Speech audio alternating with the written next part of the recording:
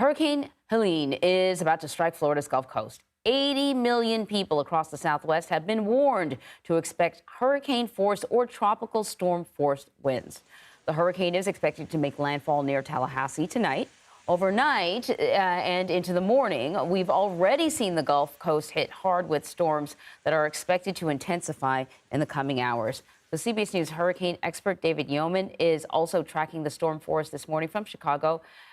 So, David, put this in perspective for us, because we spoke to the mayor of Tallahassee yesterday when the prediction was that this was going to be a Cat 3. And he said Tallahassee has never had a direct hit with a storm so strong. Now it's going to be a Cat 4.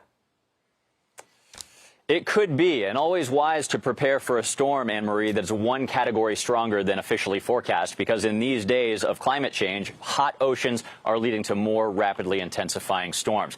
This is set to be the fourth hurricane to hit the U.S. this year, the second of which to hit Florida. Let's take a look at the maps, where in just the last couple of hours, Hurricane Helene has strengthened, looking more impressive now on the satellite picture, going from a 90-mile-per-hour Category 1 to a 100-mile-per-hour Category 2 storm.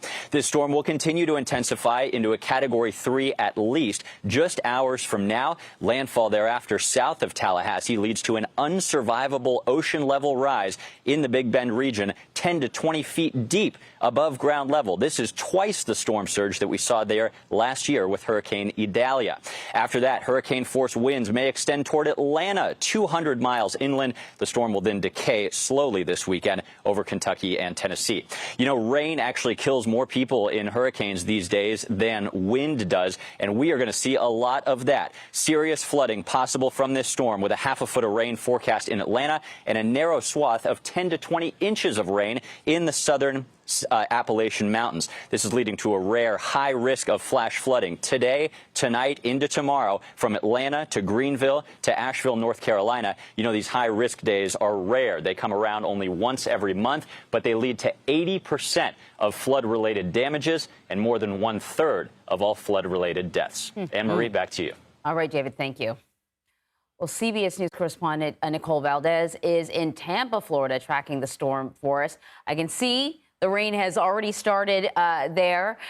This is a wide storm, so it's going to impact a large area. What is the scene like in Tampa right now? Anne-Marie, here in downtown Tampa, you'll notice the streets are bare. Those who have been ordered to evacuate have hopefully done so. It's why we're not seeing too many cars driving through downtown here. And what we hope to continue to see, what we also expect, is a lot more intense conditions here as the rain and the wind continue to pick up all across Florida's Gulf Coast. Here in the city of Tampa, we are looking at a potential record-breaking storm surge from 5 to 8 feet possible. We know that forecast much more dire over in Florida's Big Bend, up to 20 feet possible. But no matter where you live along the Gulf Coast, people have been taking this threat seriously, and officials are happy they are. Yesterday was really the day to get prepared and take advantage of every minute, whether that was gathering supplies or sandbags or packing you and your family into your car and driving inland away from the storm's path.